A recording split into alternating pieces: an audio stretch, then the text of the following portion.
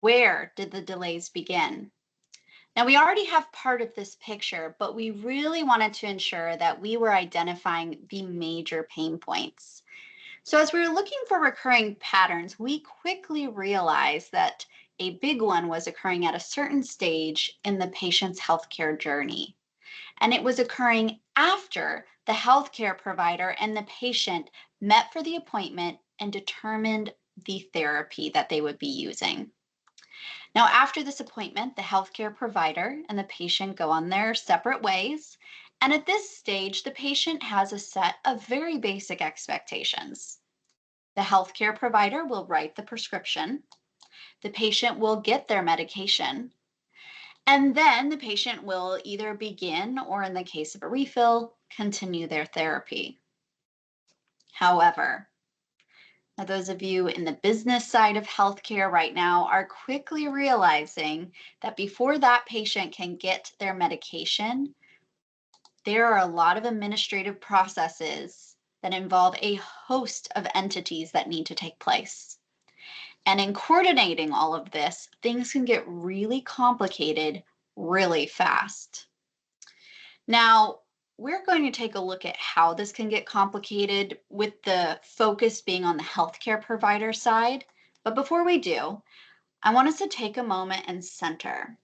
I want us to pause and think of a lesson that we learn from nature. It's a lesson taught to us by the mountains and the snow. And that lesson is that the sound waves of a single voice can start an avalanche. And as we're going to see here, and as the data shows us, healthcare providers are buried in an administrative avalanche. And that avalanche can go something like this. The healthcare provider and the patient have met, and the healthcare provider now submits the prescription as they need to. And also, given the type of medication, they submit an enrollment form to the manufacturer of that medication to let them know they're on it, as well as to make sure they're aware if they need some financial assistance down the road.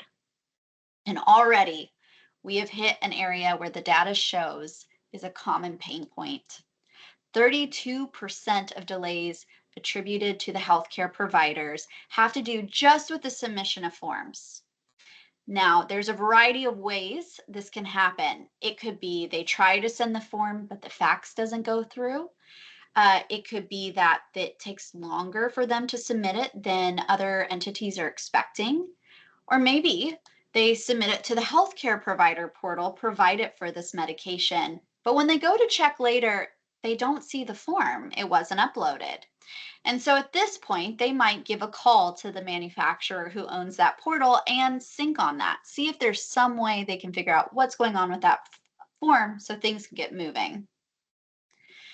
And at this stage, the manufacturer may share with them, yes, we did get the form actually, but there was a signature missing, page 4, bottom right. You just missed it. You got everything else. Can you please just resubmit it with that signature? And here again, we are facing a very common scenario when there's a delay with a healthcare provider. In fact, 22% of healthcare provider delays have to do with something about missing or incorrect information on a form. It could be they missed a required field, or it could be something wasn't quite correct or was put in the wrong place. But this, of course, requires additional paperwork and also a touch point to even identify it in the first place. So a very common area of delay. However, the healthcare provider submits the form to get things rolling, and concurrently, they also submit a prior authorization form to the insurance company. This is because they want to ensure if there's coverage that the patient is able to benefit from that. And so they submit it, and the insurance provider gets back to them and says, thank you, but the script dosage you wrote is actually not covered by their plan. We'll need a different titration. And here we have another area of delay. 16% of healthcare provider delays have to do with something around the dosage or coverage. It could also be a J code wasn't written correctly, or the prescription doesn't mention the correct indication. Lots of technical things just to tell everyone exactly what's going on with that medicine and what it's treating. If it's not done, it's going to require more paperwork to fix it. But the healthcare provider does take the steps. They get that updated submission sent in right away, and things are finally moving along as they should. Except all these steps have been going on, but you know who doesn't see them often? The patient. So the patient is sitting here watching time go by, and they get curious and a little nervous, and they want to know what's going on with their medication. So the patient might take it upon themselves to call the manufacturer and check on the status. And then either at the behest of the manufacturer or on their own, they may also reach out to the healthcare provider to check on the status and see what's going on.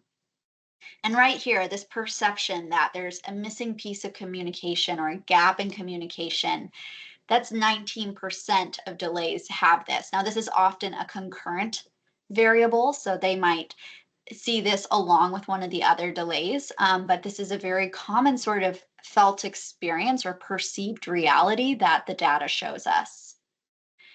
Now, in this hypothetical, the patient has leaned into their squeaky wheel energy. Things are moving. The manufacturer and the healthcare provider both realize they need to get in touch. Something is not going the way it should be. And so they play some phone tag and eventually get in touch, only to learn that that enrollment form never fully made it through the process. They're going to need the healthcare provider to submit it again for things to continue along. So the healthcare provider faxes the form 2 more times. It's finally manually uploaded, and things can move along as they should. And then the insurance provider gets back and says, actually, that prior auth, we've denied it, but you can submit an appeal. And we really need to pause on this point for a minute because 25% of healthcare provider delays are just around the prior authorization phase, just this one piece of it. And it's because there can be denials, appeals, and lots of required paperwork with a lot of variety in order to move things along through the process. In fact, this is such a pain point. We're going to circle back to it a little bit later, so please just keep it in mind. However, right now we are the data wizards. So we are just going to wave a wand, and instead of detailing all the ways this can get complicated, we're just going to say the appeal was approved and things were able to move along as they should. Having jumped all these hurdles, the patient is able to apply and receive copay assistance from the manufacturer. Lots of complications that can occur here too and delays, but this is about the healthcare provider. So we're just going to wave our data wand, bibbidi bobbidi boo, things go smoothly, and do the exact same thing for when that prescription gets sent to the pharmacy. Bibbidi bobbidi boo, smooth as can be. That goes through, and finally, the patient is on therapy. And for all the relief we feel here for this even hypothetical patient, I want us to pause and take a look at the dark blue boxes that represent the administrative burden of healthcare providers. This is just one variation for one patient. This is just one voice, so to speak, that starts this process for the provider. But we aren't in a one-to-one healthcare system. In fact, there are many voices. There are many patients. And these patients are not all on the same therapies. In fact, they're on many different ones. And each of these different therapies and these different patients come with variation. So there are different manufacturers to chat with, different pharmacies, different insurance providers. And all of these have their own forms, processes, requirements, their own portals, their own logins, their own timeframes, their own phone numbers that they are calling from and faxing from and sending to. In other words, their own administrative needs in this process. And when we look at it this way, from our vantage on this data mountaintop, we can see how quickly a practice can become buried in paperwork. And while we're looking at it from a zoomed out view, I'm going to recap some of those top causes of delays that are attributed to healthcare providers, but with the lens of that context. 1 in 3 of the delays have to do with the submissions of forms. All those variants and many versions of forms. 1 in 5 have to do with missing information. In the load of paperwork, something is forgotten, a spot is missed, maybe it's not required and it's a manual process, whatever the cause, missing information occurs in 1 in 5 of delays attributed to healthcare providers.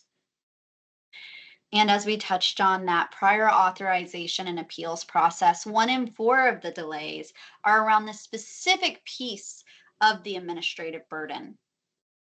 And in fact, this last one is such a known pain point for many in the industry that the American Medical Association actually did their own study speaking directly to healthcare providers about this part of the administrative process. And what they discovered is that healthcare providers report that in their weekly experience, they do around 43 prior authorizations on average and clock around 12 hours of staff time getting this done. That's on average. That means some are spending less and some are spending more. This, of course, has an impact on their perception of the process and how it affects care. And 55% of the healthcare providers said this prior authorization process often or always results in care delay. And further, 22% said this prior authorization process often results in the abandonment of treatment. That's a problem. And of course, healthcare providers aren't going to sit there and not try to be part of the solution. And so they hire more hands specifically to help dig themselves out from under this avalanche of paperwork. In fact, 35% of healthcare providers report that they've hired dedicated staff devoted directly to the prior authorization process. And remember, that's just one piece of the administrative puzzle. So, this is how healthcare providers are trying to address this context and some of the solutions they've thought of. But of course, we are now going to return to the data and see what it says about how all the different entities in healthcare designate who is meant to bring about resolution.